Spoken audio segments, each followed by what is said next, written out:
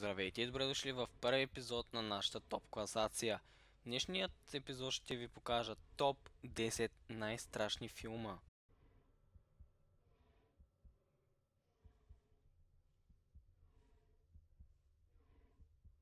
На 10-то място сме поставили филмът в То. Историята на филма се разказва за малък град Дери, чийто щат Майн започва да изчезват безследно деца. Това, което става от тях обаче е много интересно. Само малка част от телата им. Градът не може да се справи с тези проблеми и затова група от деца, обединени в така нареченият Усър клуб, се опитва да се справи с този стрес.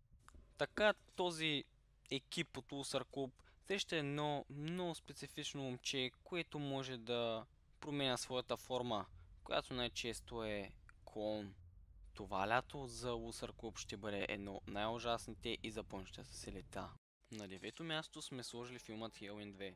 Филмът излиза през 2009 година, като историята на този филм се разказва за човек, който е жесток маняк или също така мога да наречем убиец. Неговото име е Майкъл Майерс. Неговият труп умира и бива транспортиран до моргата, но по пътя изведнъж той оживява и успява да избяга. Една от главните героини, която е Лора, получава видения, които стават много и все по-ужасни. Хелоуин наближава, което означава, че ще има наистина много жертви. На 8 място сме поставили формат колекционера. Филмът излиза през 2012 година, като преисторията на филма е доста интересна. Младият и главен герой Аркин успява по някакъв начин да се измъкне от купон при мамка, по време на който психопатът спря колекционера, успя да добави към собствената си колекция красивата Елена. Тази Елена е една от също главните герои в филмът. Тя е дъщеря на местният богаташ господин Питърс.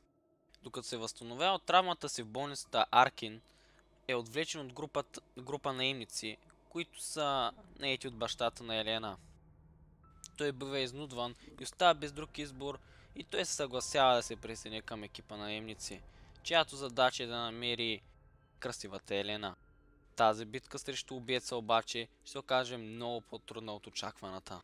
На 7-ма позиция сме поставили филмът Петък 13.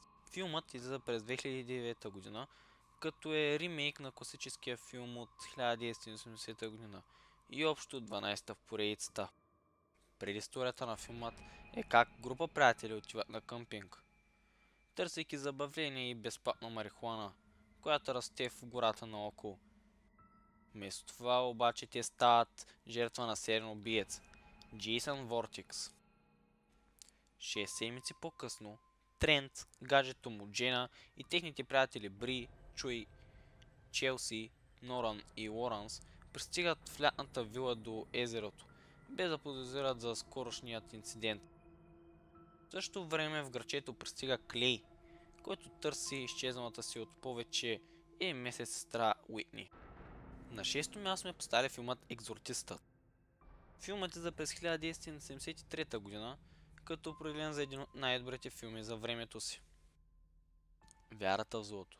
Тези две страни на вярата вдъхновяват писателят Уилям Блати и режисьора Уилям Фридкин за създаването на Заклинателят.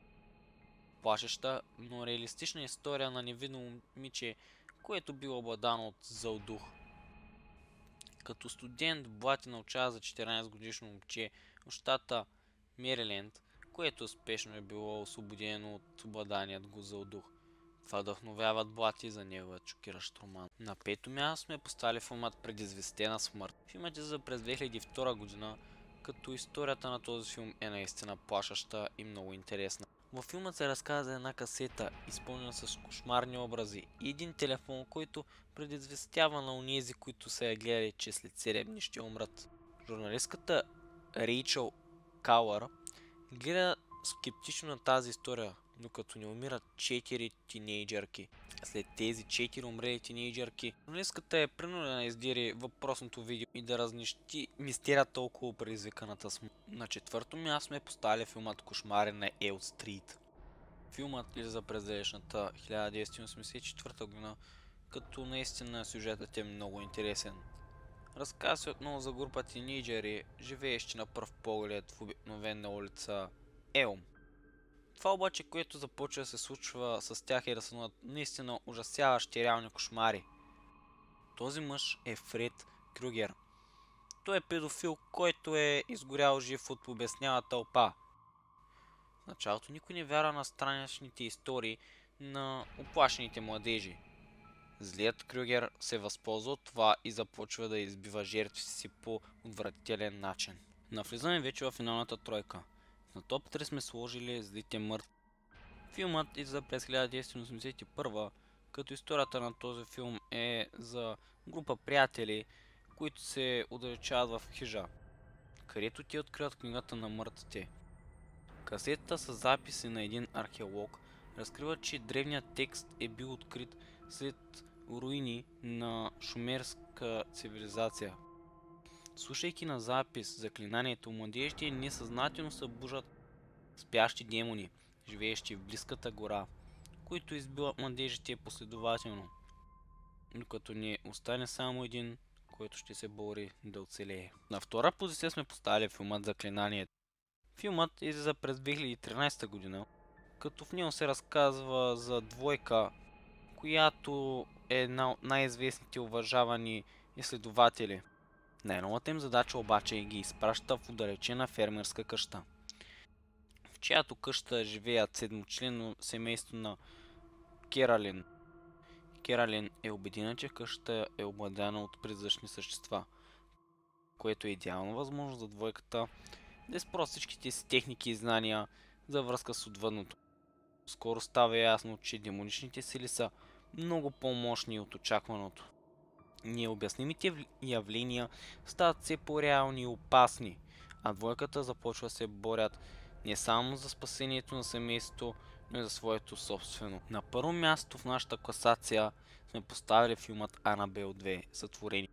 Филмът излиза за тази година, като в него се разказва за един майстор на кукли и неговата съпруга, които са загубили своето момиченце. Те решават да приемат една монахиня и 6 момиченца от едно затворено сиропиталище. Скоро те обаче ще се превърнат в мишена на злодяващото създание на майстора, а именно Анабел.